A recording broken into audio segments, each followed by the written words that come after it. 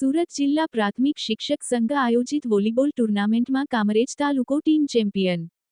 સુરત જિલ્લા પ્રાથમિક શિક્ષક સંઘ આયોજિત જિલ્લા કક્ષાની વોલીબોલ ટુર્નામેન્ટ બારડોલી તાલુકાની બાલદા પ્રાથમિક શાળાના પટાંગણમાં યોજવામાં આવી હતી. જેમાં 9 તાલુકાના શિક્ષકોની 16 ટીમોએ ઉત્સાહભેર ભાગ લીધો હતો. સદર ટુર્નામેન્ટનું ઉદ્ઘાટન સુરત જિલ્લા પ્રાથમિક શિક્ષક સંઘના પ્રમુખ કિરીટ પટેલ તથા મહામંત્રી અરવિંદ ચૌધરીના સંયુક્ત હસ્તે કરવામાં આવ્યું હતું. ફાઇનલ મેચમાં કામરેજ અને મહુવા તાલુકાની ટીમ ટકરાઈ હતી.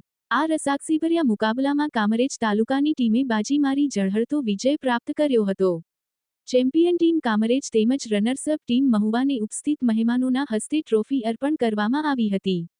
ટુર્નામેન્ટને સફળ બનાવવા બારડોલી તાલુકા પ્રાથમિક શિક્ષક સંઘના પ્રમુખ આશિષ મૈસુરિયા સહિત સ્થાનિક હોદ્દેદારોએ જહેમત ઉઠાવી હતી.